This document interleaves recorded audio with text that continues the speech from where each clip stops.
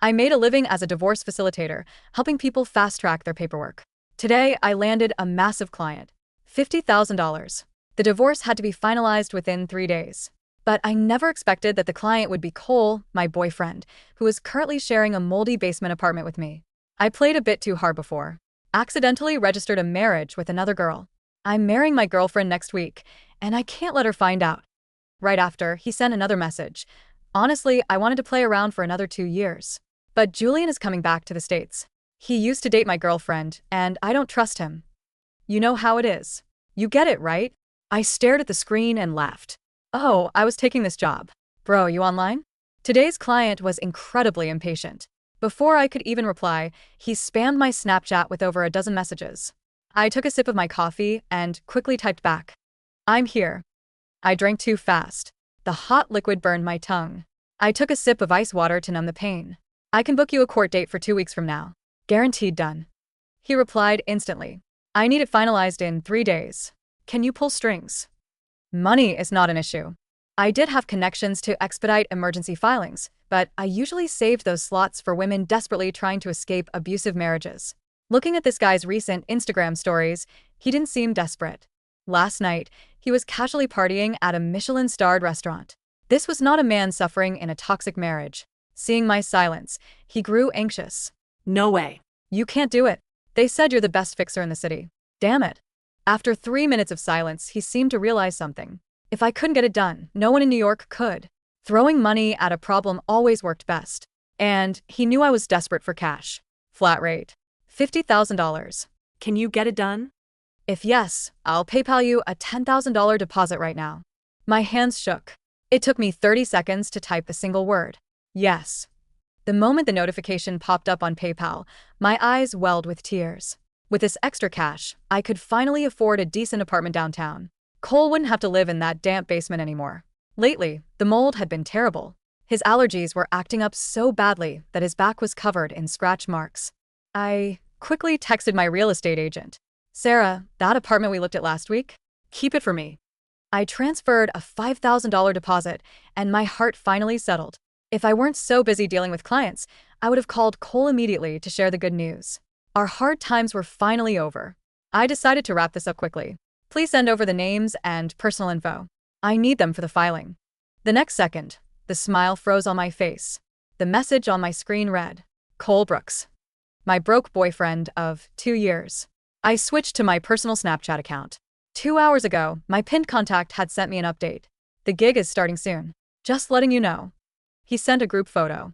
It's just the band guys. All dudes. You can relax now. Once the Boston gig is over in 3 days, I'll get paid and come straight back to marry you. Wait for me.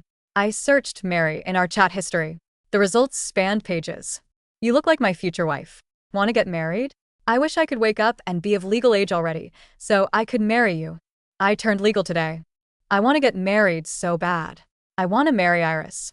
The most recent mention was just last month. Was someone playing a sick joke on me? But who would spend $50,000 just for a prank? I switched back to my business account. I need the wife's information too.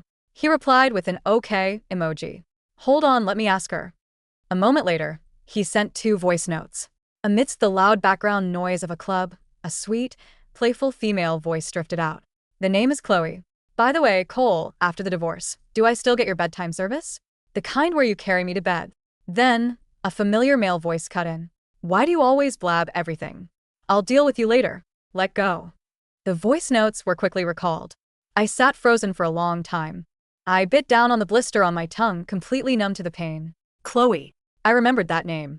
Every time Cole's indie band finished a gig, she would send him a bouquet of red roses. I can't shake her off. She's so annoying. That was how Cole described her to me. Cole, after the divorce, do I still get your bedtime service? The kind where you carry me to bed. And that was Cole in her world. When did it start? Suppressing the rising nausea in my throat, I started baiting him. You guys sound pretty intimate. Why, even divorce? Once I book the court date, you aren't going to back out, right? The typing indicator bubbled for 2 minutes. But his reply was simple. No. I replied, I've had clients change their minds and ask for refunds. It wastes my time, especially for a big order like this. I run a small business. I need some reassurance. Thinking he would never cross paths with this random fixer in real life, Cole, stop holding back. Just book it. I'm in a rush. I got drunk and married this girl for fun. Damn it. I didn't know getting a fast dissolution in New York was this hard. I'm marrying my girlfriend next week. I can't let her find out. Honestly, I wanted to play around for another 2 years. But Julian is coming back to the States.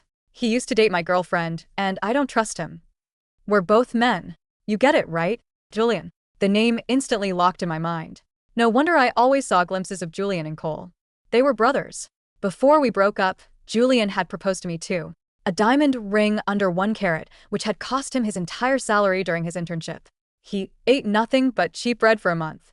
Yet every night, he still had the energy to listen to me complain about the toxic people at my office. That girl, Linda, wears the same Lululemon leggings for a week, yet she had the nerve to call my outfit trash in front of everyone. And Rebecca is such a snake. She makes me translate her documents and run straight to the boss the one time I say no. Damn it, I spent weeks on that pitch, and Kevin just signs his name and takes all the credit. As I ranted, I crouched on the floor, overwhelmed. Tears streamed down my face. Iris, if New York makes you this miserable, let's just go back to my hometown. We won't make crazy money, but we won't have to deal with this drama. We can live a quiet, simple life. Julian had suggested moving back to his hometown more than once, but I had always brushed it off. Only that one time, blinded by frustration, I lost my ability to think. I buried my face in his chest and gave a muffled, okay. His hometown was remote, only accessible by long-distance buses. At the crowded station, most people were young couples with children. One baby strapped to the chest, another toddler in hand. They pushed battered suitcases that looked ready to fall apart, clutching cheap plastic bags. Except for the kids, that was exactly how I looked when I first arrived in New York. I looked down at my 20-inch carry-on, stuffed to the brim just to maintain a shred of dignity. Suddenly, a wave of panic hit me. A dead-end job, endless family drama, getting married, having kids, turning into a haggard housewife gossip. The future in that small town was crystal clear. I refused to live that life. I would rather die in New York. So I ran. I thought Julian had long since settled down with some local girl in his hometown, married with kids. I never expected that 3 years later, he would appear on the cover of a major financial magazine as the sole heir to the Brooks Group. If we met again, what would I feel? Guilt? Remorse? Humility? Thinking about it, none of the above. Actually, I felt Julian should thank me. If I hadn't broken up with him, how would he, a guy who grew up with a single mother, have been motivated to reclaim his place in the Brooks family? The man on the magazine cover looked effortlessly elite. The watch on his wrist could buy an entire building. His cold eyes seemed to mock my past choices. The Amtrak train to Boston slowly began to move. Feeling annoyed, I stuffed the magazine into the seat back pocket. Drowsiness washed over me, but my mind was a mess. Sitting by the aisle, I had to stay alert in case someone needed to get by. Half an hour later, the other shoe finally dropped. Excuse me, I have the window seat. I opened my eyes and saw the person I least wanted to see. The air in the train car felt instantly thinner, suffocatingly tight. Julian Brooks did not look like the boy who used to share a $5 deli sandwich with me on a bench in Queens. He wore a charcoal gray tailored suit, a silver Patek Philippe watch gleaming under the fluorescent lights, and an aura of quiet, untouchable authority. 3 years ago, he was a broke intern whose eyes burned with desperate, frantic love. Today, he was the sole heir to a multi-billion-dollar empire, looking down at me with an expression so unreadable it made my skin prickle. Iris, he said softly. His voice had deepened, stripped of its old hesitation. Rich and cold. You're my seat. I swallowed down the lump of hot, bitter rage and panic in my throat. I squeezed my hands into tight fists inside my jacket pockets until my nails bit into my palms. The aisle seat was open, I said, keeping my voice steady, professional and dead of any emotion. I didn't realize the window was reserved. I slid my legs to the side, letting him pass. He sat down, his broad shoulders filling the narrow space, the faint scent of cedarwood and costly tobacco wrapping around me. For 3 minutes, neither of us spoke. The rhythm of the train tracks beneath us was the only sound. Then, my business phone vibrated in my lap. It was Snapchat. Cole, fixer chat. Did you get the wire? $10,000 sent. I need those court papers printed and stamped by Friday morning. If this spills over into next week, I'm ruined. I looked at the message, then glanced sideways. Julian was looking out the window, his hand resting casually on his knee. But his eyes, reflected in the dark glass of the train window, were fixed entirely on me and the glow of my screen. I typed back with cold, steady fingers. Iris, fixer chat. Don't rush me. In New York, an emergency dissolution requires full financial disclosures and sworn affidavits from both parties. Send.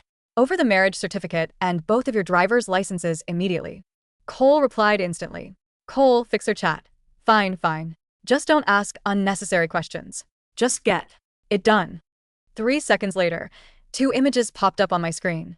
The first was Cole's state ID. The second was a marriage certificate issued by the clerk of the city of New York, dated precisely 18 months ago. 18 months. My breath hitched. For 18 months, Cole had slept in my damp basement apartment. For 18 months, I had cooked his meals, bought his asthma medicine, washed his sweat-stained band shirts, and listened to him weep about how the world didn't appreciate true artists. He wasn't trapped in a moldy basement because he was poor. He was using my basement as his hideout, his little domestic sanctuary where he could play the dark, tortured, romantic musician with a loyal girlfriend, all while enjoying the trust funds and wild parties of Chloe Vance, the daughter of a real estate tycoon. He had married Chloe for her family's social standing, gotten bored, kept me as his gullible housekeeper, and was now scrambling to erase his marriage before his golden ticket burned down. A soft chuckle broke the silence beside me. Still cleaning up other people's trash for a living, Iris? I turned my head slowly. Julian was looking at me now. The edge of his lip was curled in a faint, cruel smirk, but his eyes were dark, stormy, and full of unresolved pain. It pays $50,000 a job, Julian. I replied, my voice smooth as ice. I don't clean trash. I collect disposal fees. Julian leaned back in his seat, crossing his legs. 50,000? Cole always was a big spender when he was terrified. My heart stopped. You know. Julian pulled an iPad from his leather briefcase and tapped the screen, turning it toward me. On the screen was a detailed dossier of Cole Brooks, his bank accounts, his secret lease agreements, and a timeline of his movements over the past 2 years. Cole is my half-brother, Julian said, his tone casual, as if discussing the weather. When my father brought me back into the Brooks family 2 years ago, Cole panicked. He knew he couldn't match me in business, so he tried to play a double game. He married Chloe Vance to secure her father's board votes, but he kept his apartment with you as his secret escape. Julian leaned closer, his shadow falling over me. He thinks our father's living trust releases $10 million to him on his 25th birthday next week, provided he isn't legally entangled in a high-risk marriage that could threaten company stock. Chloe's father is filing for bankruptcy this month. If Cole is still married to her when the trust unlocks, the Vance family creditors can go after his inheritance. The puzzle pieces snapped together with horrifying, beautiful clarity. Cole wasn't marrying me next week out of love. He was divorcing Chloe to save his $10 million, and he planned to marry me, a girl with no rich family, no powerful connections, and no legal leverage, so no one could ever touch his fortune. He was using me as a human vault for his stolen wealth. He really picked the wrong fixer, I whispered, a slow, lethal smile spreading across my lips. Julian watched my smile, his dark eyes narrowing slightly. You aren't crying. I cried when I was 21 and broke in Queens, Julian, I said, looking him dead in the eye. I don't cry over financial opportunities. Julian's chest rose and fell heavily. For a second, the cold billionaire mask slipped, revealing the boy who used to hold my hand in the rain. You haven't changed at all, Iris. Still cold. Still running toward the exit. And you have, I retorted sharply. You bought a $3,000 suit just to sit on an Amtrak train next to your ex-girlfriend. Don't pretend this encounter was a coincidence. Julian didn't deny it. He simply leaned in, his voice dropping to a low, dangerous murmur. It wasn't a coincidence. I came to stop him from using you, but it looks like you're already holding the knife. I am, I said, holding my phone up, and I'm going to twist it. By the time the train pulled into Boston South Station, the game was fully set. I checked into a modest hotel near the harbor, opened my laptop, and went to work. I wasn't just a facilitator. I was the best in New York because I knew every loophole, every procedural delay, and every trick in the family court system. Cole wanted a fast dissolution. I was going to give him one, or at least the Absolute illusion of one. My Snapchat buzzed. Cole, fixer chat. Did you review the documents? Can we do the signing in? Boston? Chloe and I are both here at the Four Seasons. I want this done. Tomorrow. I took a sip of cold hotel coffee and typed back. Iris, fixer chat. I can prepare an emergency expedited settlement agreement under Section 236 of New York Domestic Relations Law. However, because you are waiving the standard 90-day cooling-off period, both parties must sign a full asset and liability affidavit under penalty of perjury. Cole, fixer chat. What does that mean? Speak English. Iris, fixer chat. It means you have to declare every bank account, offshore fund and asset you own. If you hide a single dollar, the entire divorce is nullified, and your spouse gets 100% of your undisclosed assets automatically. It's the price for speed. A 5-minute pause. Cole was terrified of losing his $10 million. He would sign anything if he thought it was standard emergency paperwork to finalize the divorce before his birthday. Cole, fixer chat. Fine. Send the PDFs. We'll sign tonight. Iris, fixer chat. Not over email. Emergency filings require an authorized notary witness. I am currently in Boston on business. I will meet you and your wife tomorrow night at 11 p.m. at the VIP lounge of Club Velvet after your band set. Bring your IDs. Cole, fixer chat. Deal. You're a lifesaver, bro.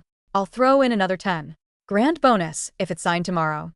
I closed the laptop and laughed out loud in the quiet hotel room. A cold, echoing laugh that chilled my own chest. Bro. He was calling his own girlfriend bro, paying her $60,000 of his secret money to erase his secret wife, so he could trap her in a fake marriage to protect his trust fund. My personal phone rang. It was Cole's personal line. I took a deep breath, smoothing my voice until it sounded sweet, tired, and devoted. Hey, Cole. How was soundcheck? Iris. Hey, baby. Cole's voice came through, slightly breathless with music pounding in the background. It was crazy. Miss you so much. How's the damp basement? Is the dehumidifier working? It's cold, Cole. The mold is getting worse, I said, my tone dripping with gentle innocence. When are you coming back? 3 days, baby. I swear. I'm working so hard out here to build our future. Once this Boston gig wraps up, we're moving out of that dump. I'm gonna buy us a Place. You just trust me, okay? I trust you, Cole, I said softly. More than you know. That's my girl. I gotta go. The band needs me. Love you. He hung up.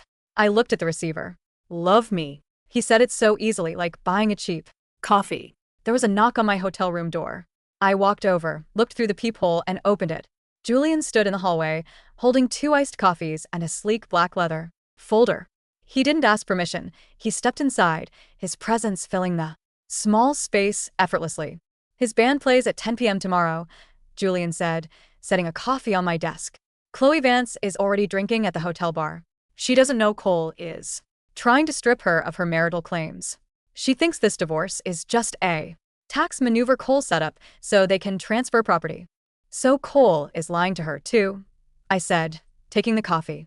He told her it's a fake legal move, told me he's an impoverished artist, and told the court he's single. He's a coward, Julian said coldly. He leaned against the edge of the desk, his gray eyes locking onto mine. He inherited our father's worst traits without any of his brains. And you? I asked, looking up at him. What did you inherit? Julian reached into his jacket, pulled out the sleek black folder, and opened it. Inside was a draft of a corporate takeover filing for the Brooks Group. I inherited the ability to eliminate threats, Julian replied quietly. Cole's trust fund contains 12% of the voting shares of Brooks Logistics. If he forfeits those shares due to fraud or bigamy, those shares default directly to me. I will control the board completely. I smirked. So you're using me, too. Julian didn't blink. He walked up to me until he was standing inches away, his shadow completely enveloping me. I could feel the heat radiating from his chest. I don't use you, Iris. I never did, he murmured, his voice thick with a sudden, dark intensity. 3 years ago, you ran away because you thought I was going to drag you down into poverty. You didn't believe in me. I was surviving, Julian, I snapped, the old pain flaring up despite my best efforts.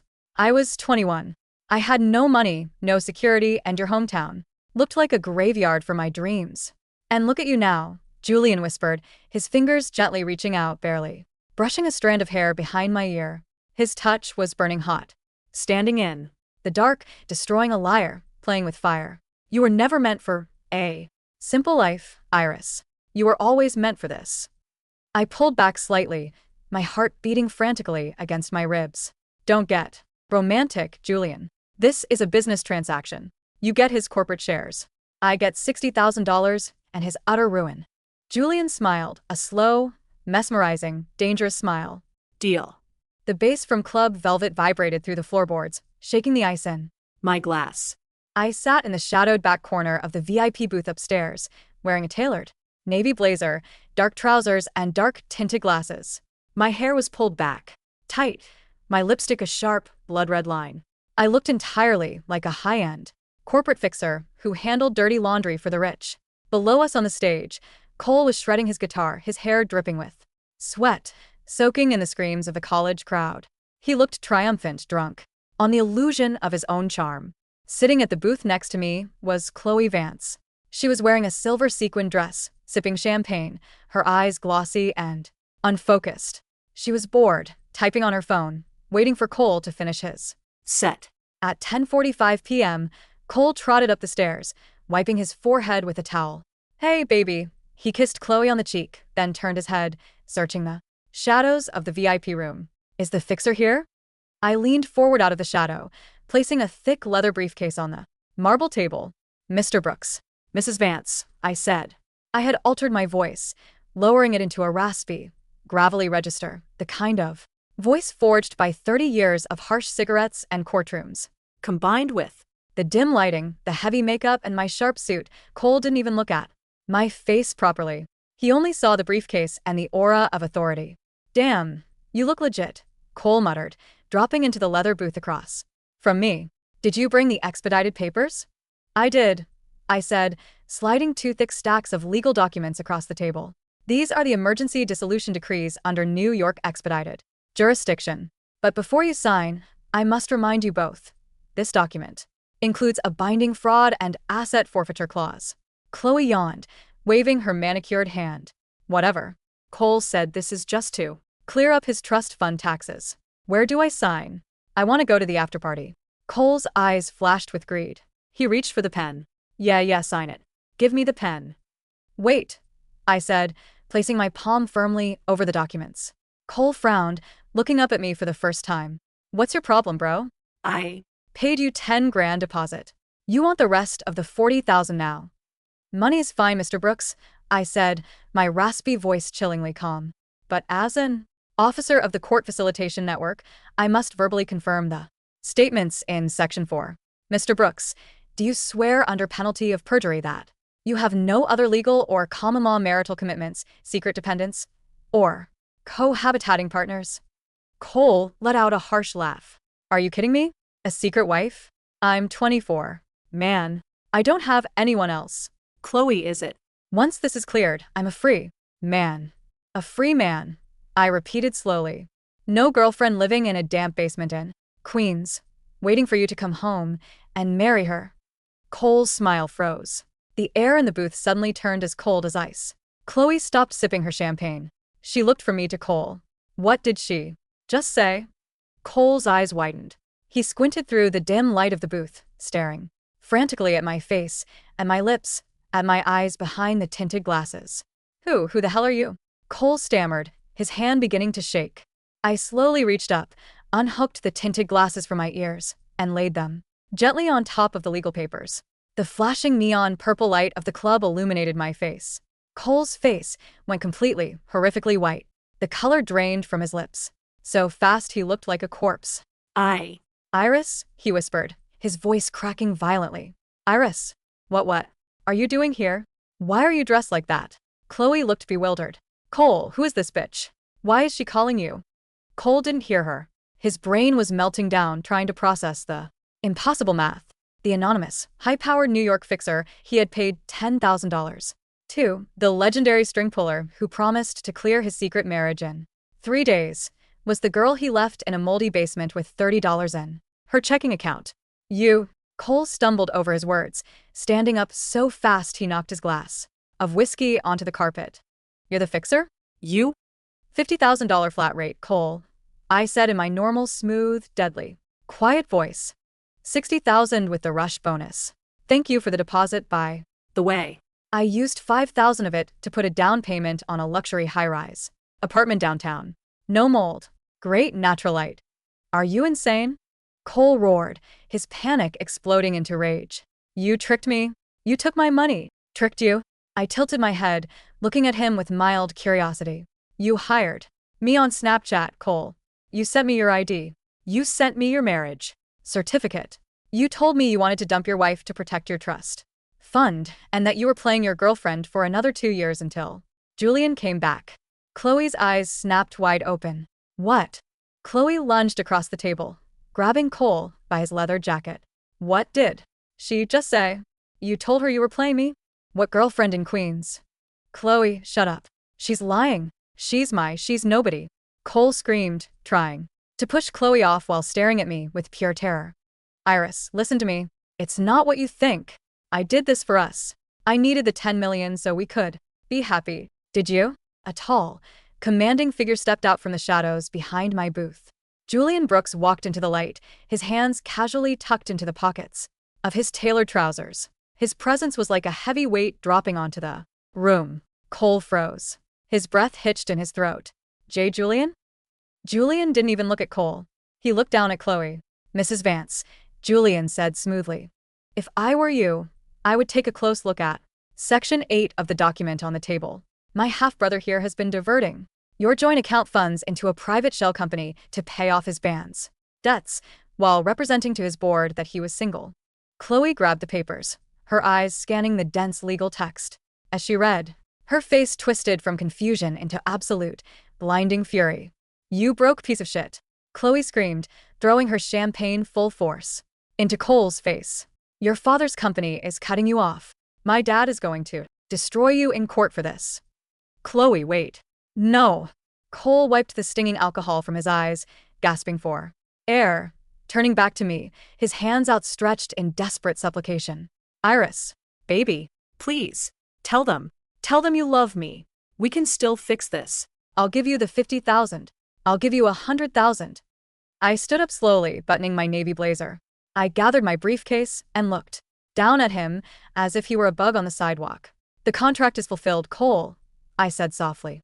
I filed your emergency dissolution paperwork with the New York Supreme Court automated portal 30 minutes ago. You are officially divorced. Cole gasped, a tiny flicker of hope lighting up his pale face. I'm Divorced? So my trust fund. However, I interrupted, my voice dropping like a hammer. Because you swore, under penalty of perjury, that you had no secret liabilities, and because I submitted your Snapchat confession as a sworn exhibit of asset concealment. The court has automatically frozen your trust fund distribution pending a full federal fraud audit. Cole's knees gave out. He crashed back down onto the leather sofa, his eyes hollow, staring into space. You're broke, Cole, I whispered, bending down close to his ear. And the rent on the basement is due on the 1st. Make sure you scrub the mold off the bathroom tiles before you move out. The cool midnight air of Boston hit my face as I stepped out of Club Velvet. The sounds of screaming, crying, and shattering glass still echoed faintly from the VIP lounge upstairs, but to me, it was just white noise. I walked down the quiet pavement toward the harbor, my heels clicking sharply against the stone. Behind me, heavy footsteps approached, stopping right beside me. Julian didn't speak. He simply walked at my pace, keeping his shadow wrapped around mine. We reached the edge of the pier. The ocean water was dark, mirroring the starry sky above, with the distant skyline of the city glowing like diamonds. His trust shares were frozen tonight, Julian said softly, breaking the silence. By tomorrow morning, the board will vote to remove him permanently. The Brooks family legacy is secure. Congratulations, I said, looking out over the water. You got what you wanted. And you? Julian turned to face me, his gray eyes searching my face in the pale moonlight. Did you get what you wanted? I reached into my pocket, pulled out my phone, and opened my banking app. The final transfer notification sat on the screen. Remaining balance, $55,000. Clear. I got my money, I said, putting the phone away. I got my downtown apartment. And I cleared a parasite out of my life. Julian stepped closer. The ocean wind whipped his dark hair across his forehead. He reached out, his long fingers gently taking my hand. This time I didn't pull Away. 3 years ago, you ran away because you thought I had nothing to offer you. Julian murmured, his thumb gently tracing the back of my hand. What about now, Iris? I looked up at him, at the billionaire who held the city in his hands, the boy who used to love me in the rain, the man who had stood by my side as I executed my vengeance. Now, Julian, I said, a faint, genuine smile touching my lips. I don't need anyone to offer me anything. I can buy it myself.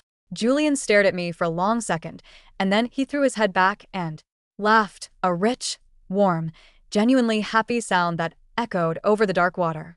Fair enough, Julian said, his eyes glittering with intense, undeniable admiration. Then let me buy you dinner.